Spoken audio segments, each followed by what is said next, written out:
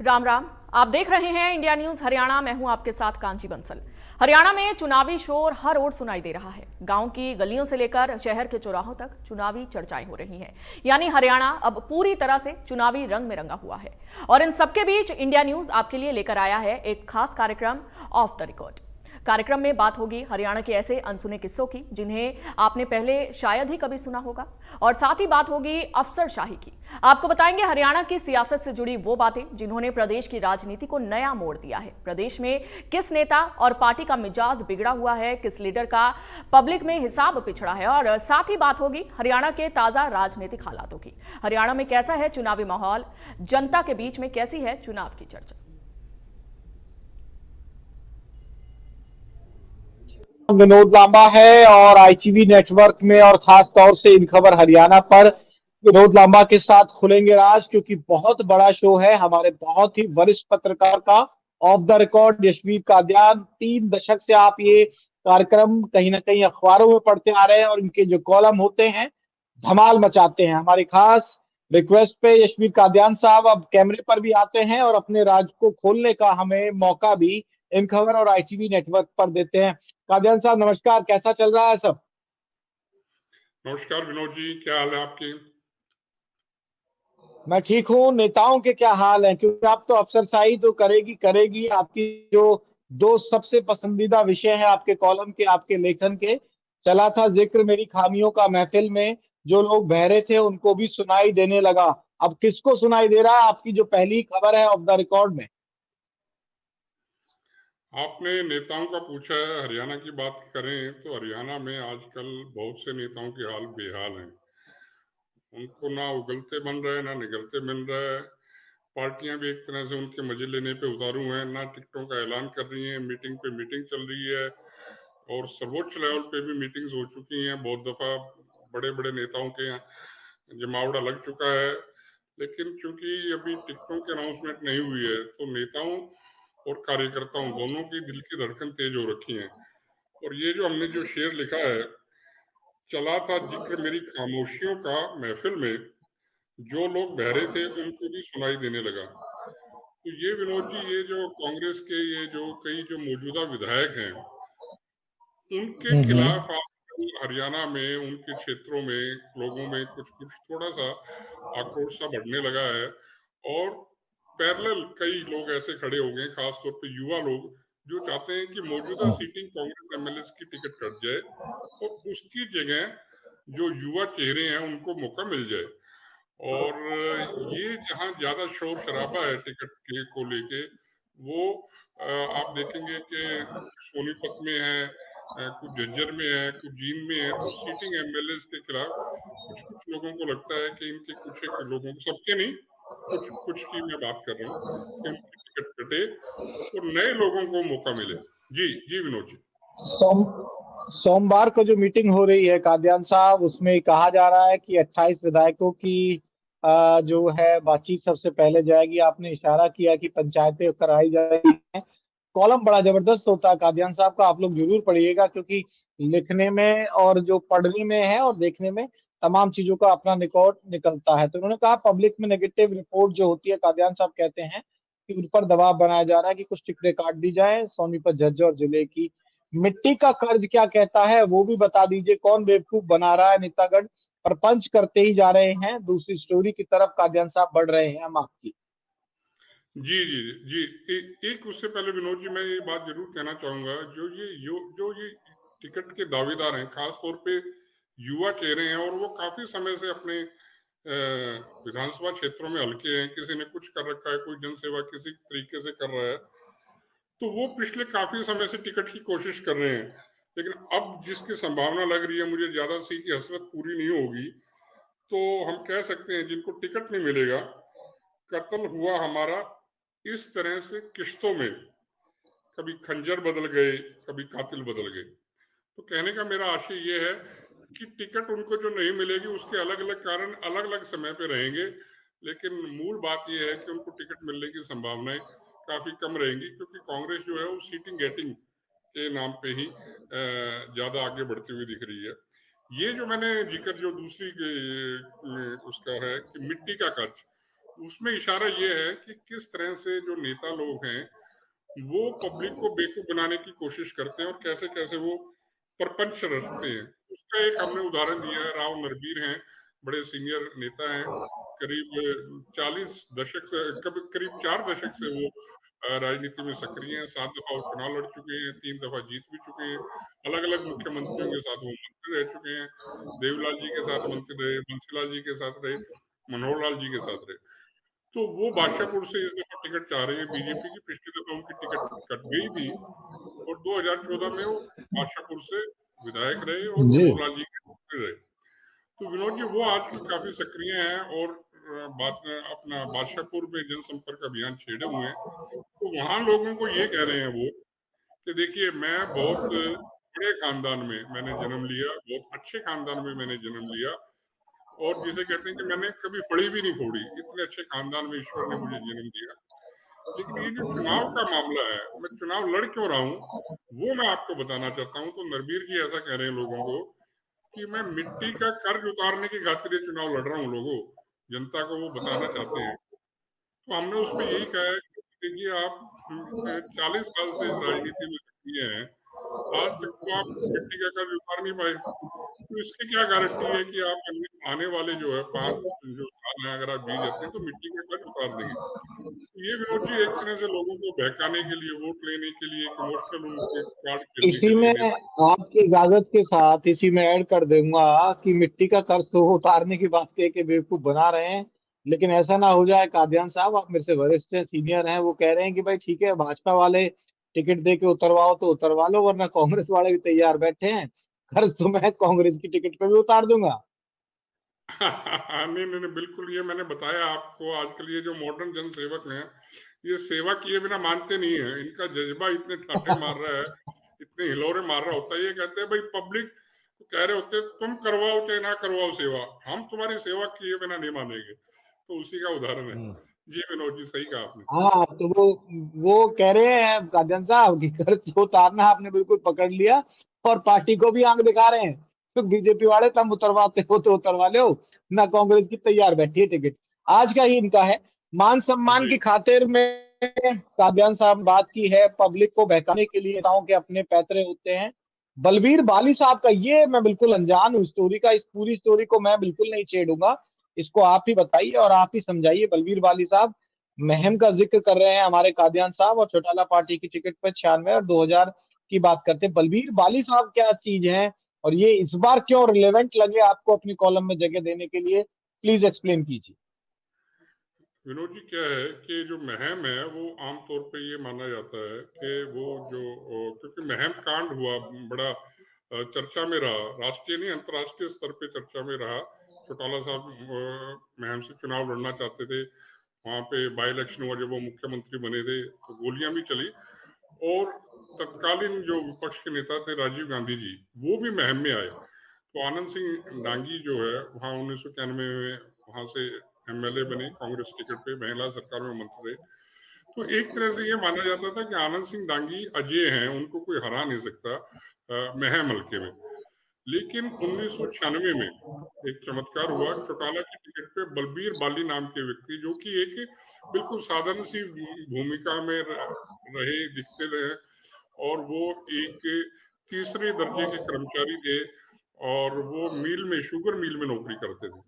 और चौटाला साहब का जो स्टाइल है या देवीलाल जी की पार्टी का जो स्टाइल था, अभी किसी भी साधारण से साधारण व्यक्ति को वो पकड़ के उसको टिकट दे देते थे, जिससे एक ये लगता था कि भाई ये किसी को भी विधायक बना सकते हैं, किसी को भी मंत्री बना सकते हैं। इसी तरह से बाली को वो छाट के लाए थे। और आप ये देखिएगा कि वो 2 दफा विधायक रहे, 1996 में भी और 2000 में, वर्ष 2000 में भी।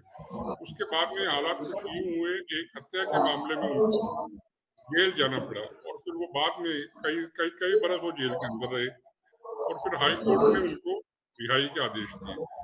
तो वो मोखरा बड़ा गांव है महम का, वहां से उन्होंने अपने जनसंपर्क अभियान की कहो, चुनाव प्रचार की कहो, या लोगों को ये कहने के लिए कि भाई मैं तो चुनाव तो आपकी इजाजत से लड़ रहा हूँ, अगर आपकी इशारा हो, आपकी मंजूरी हो, आपकी सहमति हो तो मैं चुनाव लड़ूंगा। तो उनके भाषण आजकल काफी वायरल हो रहे हैं, जिसमें वो लोगों को कह रहे हैं भाई मैं तो, मुझे तो चुनाव लड़ने का चाव नहीं है, मैं तो आप लोगों की खातिर, आपके मान सम्मान की खातिर, जो मोखरा गांव है उसके मान सम्मान की खातिर मैं आपको ये जो विधानसभा का चुनाव है वो लड़ने जा रहा हूँ। उसके बाद उन्होंने बहु अकबरपुर, जो बहुत बड़ा गांव है महम का, और वहां पे भी जनसंपर्क अभियान किया। वहां पे भी उनका यही अंदाज था, लोगों को इमोशनली ब्लैकमेल करना कि भाई मैं तो तुम्हारी इज्जत की खातिर चुनाव लड़ रहा हूँ।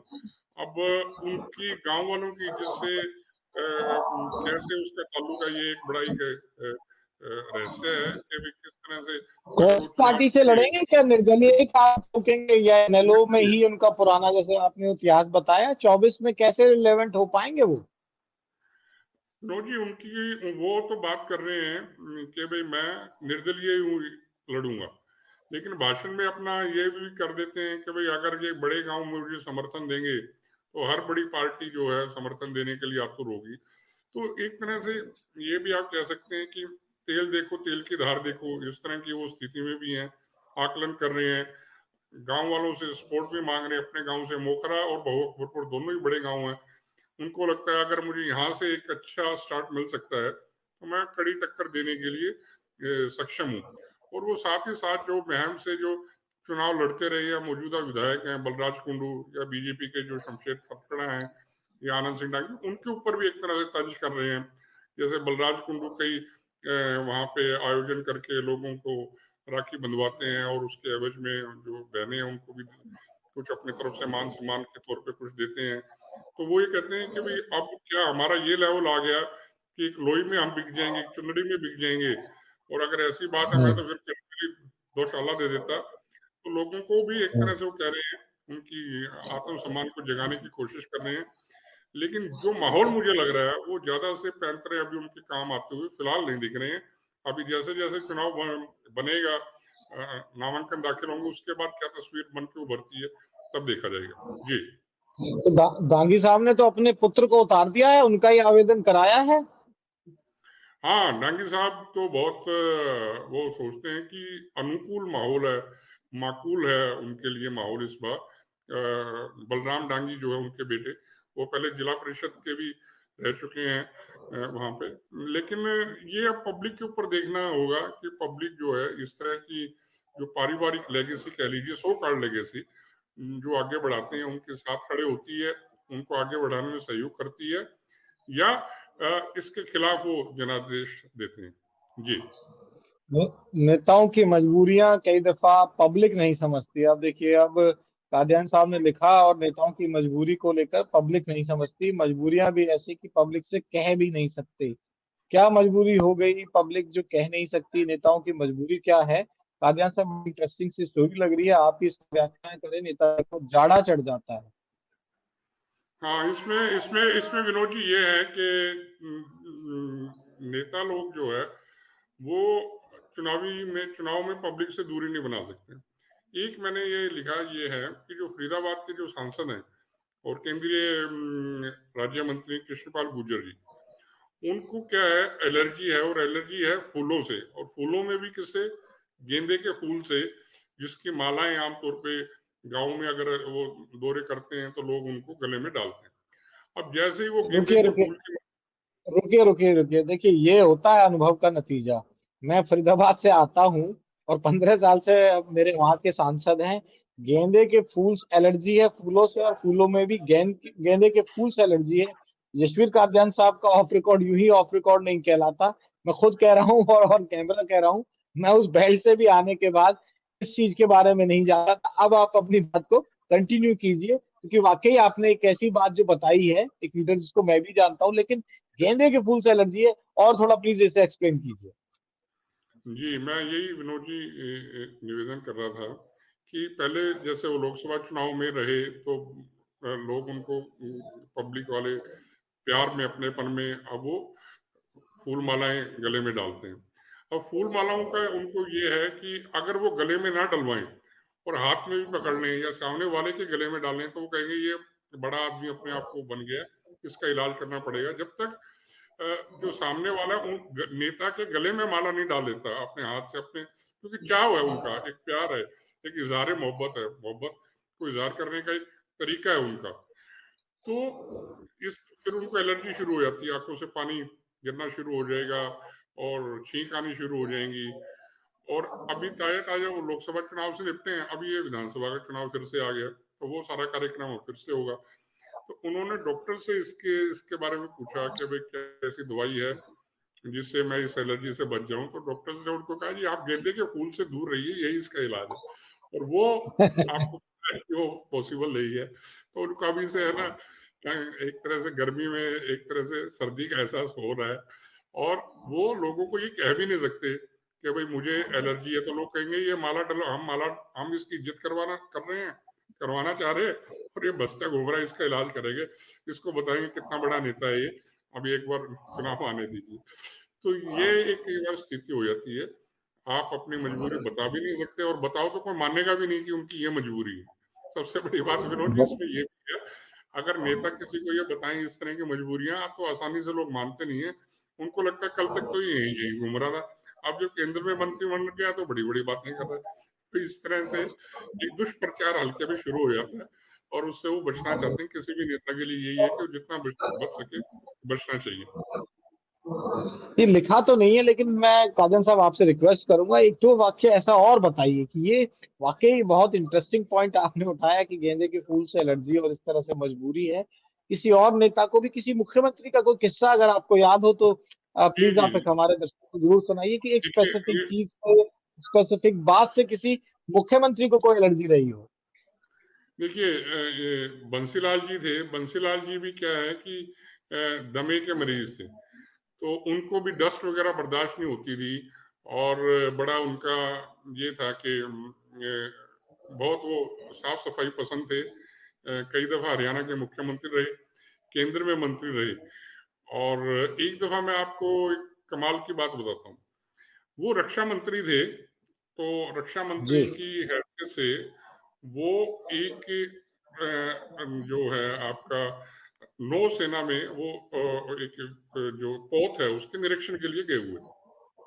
और आपको पता है कि भाई जो है नेवी में वो बिल्कुल सफेद झकाझक कपड़ों का उनका वो रहता है, चलन रहता है, और बिल्कुल स्पॉटलेस वहां पे इस तरह का सिस्टम रहता है नेवी में।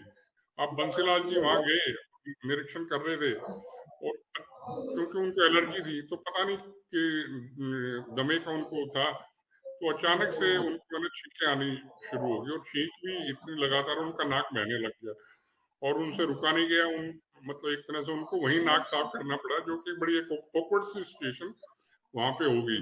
लेकिन कई बार ऐसी चीजें होती है कि एक तरफ तो बिल्कुल सफेद जख्मे जो है कपड़ों में सारे बड़े बड़े ऑफिसर्स उनको सल्यूट कर रहे हैं, और ऊपर से वो एक तरह से एक ऐसी स्थिति आ गई जिससे कोई भी पॉलिटिशियन बचना चाहेगा। काला तो साहब को किस चीज से एलर्जी थी? अब मनोहर लाल का दो किस्से जरा जल्दी से बता दीजिए, मेरे पे एक दो खबर और पेंडिंग है। एक एक लाइन में अगर आप थोड़ा सा बता पाए, चौटाला साहब को किस चीज से एलर्जी थी और मनोहर लाल साहब को किस चीज से एलर्जी थी। देखिए ऐसा है, चौटाला साहब तो अपने रंग में रंगने वाले व्यक्ति थे, हर किसी को पब्लिक के वो जो है। मैंने एक बार उनके बारे में एक खास बात मैं आपको बताता हूँ। एक दफा बंसीलाल जी जब को बुखार था, एम्स में वो दाखिल थे, मैं उनसे मिलने गया। ओम प्रकाश चौटाला जी उस वक्त सीएम थे, तो वो कहने लगे कि भाई ओम प्रकाश चौटाला ये, ओम प्रकाश चौटाला वो। तो मैंने कहा बाबू जी आप ओम प्रकाश चौटाला जी की कोई खूबी आपको नजर आती है, एक व्यक्ति के तौर पे, एक पॉलिटिशियन के तौर पे क्या खूबी आपको लगता है? जी कहते एक ओम प्रकाश चौटाला में इतनी बड़ी खूबी है, वो देश में किसी पॉलिटिशियन में नहीं है। वो इस देश के सबसे मेहनती पॉलिटिशियन है। उन जितनी मेहनत करता हुआ मैंने किसी व्यक्ति को नहीं देखा, जबकि उनकी शारीरिक अपनी एक सीमाएं हैं, पैरों में थोड़ा सा वो उतना चलने में उनको दिक्कत है। उसके बावजूद जितनी मेहनत वो करते हैं, मैंने इतना मेहनत करने वाला कोई पॉलिटिशियन नहीं देखा। तो एक ये बड़ी बात थी कि आप अपने समकक्ष जो है मुख्यमंत्री है, उसकी जो खूबी है उसको स्वीकार भी कर रहे हो, और एक बड़ा दिल दिखा रहे हो, और उसको बता भी रहे हो। तो ये ओम मनोहर प्रकाश लाल चौटाला। साहब को। देखिए मनोहर लाल जी के साथ एक अलग साढ़े नौ। मनोहर लाल जी की देखिए, अगर हम वो खूबी की बात करें तो एक उन्होंने जो मुझे लगता है हरियाणा में जो एलर्जी बड़ा नहीं, काम। एलर्जी एलर्जी कादियान साहब, एलर्जी किस चीज से थी? देखिए वो थोड़ा सा वो उचित नहीं रहेगा। हो सकता है उनको कई चीजों से एलर्जी हो, या हो सकता है ना हो, लेकिन इस तरह से थोड़ा सा मुझे लगता है, क्योंकि चुनाव का मौसम है विनोद जी, आप सब समझ सकते हैं कि चलो इसमें आगे जो बढ़ जाते हैं। राज्यसभा चुनाव और पत्रकारों को लेकर भी कटाक्ष किया है, और कटाक्ष में ये भी लिखा है कि भाई कौन से नेता का, बड़ा इंटरेस्टिंग कॉलम है ये। ठीक है, खबरें चलती हैं, सोर्सेज भी होती है, सोर्सेज से गिर भी जाती है और तमाम चीजें होती हैं, लेकिन जो राज्यसभा चुनाव और पत्रकार को लेकर अगली बात लिखी है, अगला कॉलम में अपनी जो खबर बनाई है कादियान साहब ने अपना अनुभव उड़ेल के, ये कह रहे हैं कि एक खास सज्जन है कि जिनको हर बार दावेदार बना दिया जाता है। ठीक है, खबरें ऊपर नीचे चलती रहती, वो कौन सा कैंडिडेट है जो मीडिया हर बार दावेद में, रेस में उड़ा देती है? पूरी स्टोरी बता दीजिए, और किरण चौधरी के राज्यसभा सांसद बनने तक की कहानी बता रहे हैं अध्ययन। जी विनोद जी, ये मैं कह रहा हूँ कि बीजेपी में क्या है कि कई लोगों के नाम, जब भी कोई राज्यसभा का चुनाव है पिछले कुछ समय से आप देखेंगे, ये चाहे किरण चौधरी जी बनी है या उससे पहले भी, तो कुछ 3 या 4 नाम है वो हमेशा छपते हैं। अब वो कौन से नाम है, मैं आपको वो नाम भी बता देता हूँ, इससे पहले कि आप पूछें कि वो नाम कौन से हैं। जैसे प्रोफेसर रामविलास शर्मा जी, कैप्टन अभिमन्यु जी, ओम प्रकाश धनखड़ जी। तो ये इन 3 की तिगड़ी का नाम तो हमेशा ही लोग लिखते हैं कि जी ये राज्यसभा की दौड़ में थे, इनका टिकट कट गया, फलाने को मिल गया, इनकी बात नहीं बनी, ये नहीं बनी। जबकि इनमें से एक नेता ने मुझे कहा कि यार हम ना टिकट मांग रहे, ना किसी के पास गए, और हमें पता है कि हमें मिलना भी नहीं है, हमें ये भी पता है कि टिकट किसको मिल रहा है, लेकिन ये मीडिया वाले हर दफा हमें जो है एक लूजर के तौर पर प्रेजेंट कर देते हैं कि फलाने को राज्यसभा की टिकट मिल गई, टिकट की दौड़ में ये भी थे। तो कहते हैं कि हमें थोड़ा सा बुरा भी लगता है, कोई हमसे पूछता भी नहीं माइक का लाल कि आप टिकट मांग रहे हो नहीं मांग रहे, कम से कम उसको असलियत तो बता दें, भाई हमारा इससे टिकट से कोई लेना देना नहीं है, ना पार्टी हमें देने जा रही है और हमें पता है इस बात का। लेकिन बावजूद उसके जब खबरें छपती हैं कि राज्यसभा का चुनाव, फलाना नेता दौड़ में, फलाना नेता दौड़ में, और ये 3 सेट नाम जो है ना आपको जरूर मिलेंगे अगर आप राज्यसभा चुनाव की खबरें पढ़ेंगे कि टिकट की दौड़ में। ये बेचारे एक तरह से अपनी इज्जत बचाते हुए घूम रहे हैं, भाई हमारा कोई लेना देना नहीं है, हम अपना विधानसभा पे फोकस कर रहे हैं। लेकिन हमारी जो पत्रकार बिरादरी है ये भी गजब करती है, बिना बात की बात को बहुत दफा बहुत बड़ा बना देती है, और सामने वाले के दिल पे क्या गुजर रही है उसकी उसके साथ किस तरह से एक तरह से हम अतिक्रमण कर रहे हैं अपनी सीमाओं का, अनाधिकार चेष्टा कर रहे हैं। देखिए कोई व्यक्ति है नहीं और उसको आप लूजर के तौर पे प्रेजेंट कर रहे हैं, तो जाहिर सी बात है उसको बुरा लगेगा, उसके परिवार वालों को बुरा लगेगा, उसके समर्थकों को बुरा लगेगा। और सबसे बड़ी बात विनोद जी इसमें यह है कि जो पत्रकारिता की जो विश्वसनीयता है उसके ऊपर भी आंच आएगी। जब कोई स्थिति ऐसी नहीं है और हम ऐसी स्थिति बना के पेश कर रहे हैं, तो जाहिर सी बात है कि ये उसके लिए उचित नहीं रहेगा। जी हम और इन खबर हरियाणा और कादियान साहब, हम तो शुरू से लेके चल रहे थे सिंगल नाम, हमको कोई कंफ्यूजन थी नहीं। और जी अगर मेरी बात पे आप मुझसे बड़े हैं, सीनियर हैं, अगर आप सहमत हो तो मैं तो श्रुति की भी कह रहा हूँ। श्रुति भी विधानसभा चुनाव लड़ने जा रही है भाजपा की टिकट पे, तो जी जी चांस नहीं है। नहीं, बिल्कुल सही बात है, बिल्कुल बिल्कुल। मैं विनोद जी सहमत हूँ आपकी बात से, क्योंकि हमें पता है इस लेवल पे जब दूसरी पार्टी के जो लोग आते हैं, और जैसे कि एक शब्द है इंग्लिश में इसके लिए, पॉलिटिकल डील, कि क्या मिलेगा अगर हम आते हैं एक पैकेज डील के तहत। आप मान लीजिए कि किरण चौधरी जी की बीजेपी में एंट्री हुई है, जिसमें उन्होंने खुद के लिए राज्यसभा की टिकट और अपनी बेटी के लिए विधानसभा की टिकट मांगी है तो शाम से, और जैसा कि आपने कहा उनको टिकट मिलने भी जा रही है। तो वो जो पॉलिटिकल डील है जब वो होती है तो जो कहा जाता है आमतौर पे उसको पूरा करने की कोशिश होती है। और इसके साथ साथ मैं ये भी बताऊं कि ये अकेला किरण चौधरी नहीं है, जैसे कुलदीप बिश्नोई जी आए, तो कुलदीप बिश्नोई जी जब कांग्रेस से बीजेपी में आए तो जैसे उन्होंने अपने बेटे के लिए विधानसभा की मांगी, एक उनके समर्थक हैं रणदीप पनियार, उसके लिए भी वो टिकट चाह रहे हैं, और आप देखेंगे कि उनको नलवा से टिकट देने के लिए इस तरह की भी चल रही है कि भाई क्या हम रणबीर तो गंगवार जो तारीफ कर दूं मौजूद। क्या कुलदीप बिश्नोई की? आपकी राज्य से तारीफ कर दूं कि अपने खुद के लिए मांग सकते थे, अपनी पत्नी रेणुका के लिए मांग सकते थे, डूडाराम जो उनके हैं भाई कजन, उनके लिए मांग सकते थे। तो कुलदीप बिश्नोई तो बड़े दिल का नेता हो गया। उसने जो डील की, या जो भी पॉलिटिकल डील, जो शब्द आपने इस्तेमाल किया, रणधीर परिवार जो उनका जो आपने नाम बताया, एक लीडर है, मैं मिला भी हूं उनसे, उनके लिए उन्होंने टिकट मांग ली। अब रेणुका बिश्नोई के लिए क्यों नहीं मांगी, खुद के लिए क्यों नहीं मांगी? वो वो मुझे विनोद जी थोड़ा सा ये लगता है बीजेपी का जो सिस्टम है कि उनको पता था कि अगर मैंने खुद के लिए भी टिकट मांगी और एक तरफ मेरा बेटा भी चुनाव लड़ रहा होगा तो शायद थोड़ा सा हो सकता है कहीं किंतु परंतु हो जाए, एक ये कारण हो सकता है। दूसरा मुझे लगता है कि वो लोकसभा चुनाव लड़ने के लिए खुद के लिए ज्यादा इच्छुक थे। हिसार से वो लोकसभा की टिकट चाह रहे थे, जो कि बीजेपी ने नहीं दी, और उसका उनको पॉलिटिकल नुकसान भी हुआ बीजेपी को। अगर कुलदीप बिश्नोई हिसार से चुनाव लड़ते तो बहुत टफ कॉन्टेस्ट वहां पे हो सकता था। तो इसलिए, और रणधीर जो है वो काफी पुराने जी समय से इनके साथ है, और ये अच्छा है अगर कोई नेता अपने संघर्ष के साथियों के लिए खड़ा होता है, उसके लिए कोशिश करता है, तो अच्छी बात है। जी हाँ, वही मैंने अप्रिशिएट किया। आपने बड़ी बात की तो वो पूरी तरह से जानी चाहिए थी, तमाम व्यूअर्स को, दर्शकों को समझ में आनी चाहिए थी। अमूमन ये भी मेरे लिए चौंकाने वाली बात थी, और आपने पहले भी इसका जिक्र किया था। ये वाकई अब अपने अपने ही अंदाज में बेबस बात बढ़ाने की जरूरत क्या है, हम खफा थे तो मनाने की जरूरत क्या है। साइन आउट कर दीजिए, समय हो रहा है कादियान साहब आपके अगले कॉलम का, और इन खबर पे उसके जो राज खोलने का मुझे मजा आता है, उन दोनों का व्यूअर्स पे इंतजार रहेगा। साइन ऑफ कर दीजिए आप। जी जी जी जी विनोद जी, आखिर में हम ये जो शेर जो ये लिखा है, जो राज्यसभा चुनाव को लेके जो पत्रकार जो है एक नाइंसाफी कर रहे हैं बीजेपी नेताओं के साथ, उसी पे हमने लिखा था कि बेसबब बात बढ़ाने की जरूरत क्या है, हम खफा थे तो मनाने की जरूरत क्या है, आपके दम से तो दुनिया का भ्रम है कायम, आप जब हैं तो जमाने की जरूरत क्या है, तेरा कूचा तेरी तेरा कूचा तेरा दर तेरी गली काफी है, बेठिकानों को ठिकाने की जरूरत क्या है। तो हम उम्मीद करेंगे कि जो पत्रकार हैं इसको थोड़ा सा वो भी आत्म मंथन करेंगे, खबर वही लिखेंगे जो कि खबर है, ना कि बिना बात की बात वो लिखें। जी विनोद जी, आपसे दो बात करके ठिकानों हमें को ठिकानों की जरूरत क्या है, लेकिन ऑन रिकॉर्ड का ठिकाना है आईटीवी नेटवर्क, और ऑफ द रिकॉर्ड में आईटीवी नेटवर्क में उसकी शुरुआत मैं करता हूं। विनोद लांबा खबर हरियाणा पे, और कादियान साहब की अपनी लेखनी है, उसमें कुछ बात बतानी है, कुछ छुपानी है। मैं अपनी आदत से मजबूर हूँ, मुझे वो राज आप तक पहुंचाने हैं। कादियान साहब आपका बहुत बहुत शुक्रिया। तमाम व्यूअर्स आपका भी शुक्रिया। आप कादियान साहब के कॉलम को पढ़ सकते हैं, संजय गार्डन में पढ़ सकते हैं, आज समाज में पढ़ सकते हैं, और आईटीवी नेटवर्क पर इस खास शो को देख सकते हैं। जनरेशन के पत्रों का ये अपने आप में अनोखा शो है हरियाणा में, जहां off the record Yashveer Kadiyan साहब लेकर आते हैं, और इन खबर हरियाणा पर मैं विश्लेषण में अपने लिहाज से उसमें थोड़ा सा आगे बढ़ जाता हूँ, और कई बार ऐसी कोशिश होती है कादियान साहब आप छिपाना चाहते हैं और मैं उसको निकलवाना चाहता हूँ। जी जी जी, शुक्रिया आपका बहुत बहुत विनोद जी, शुक्रिया। शुक्रिया।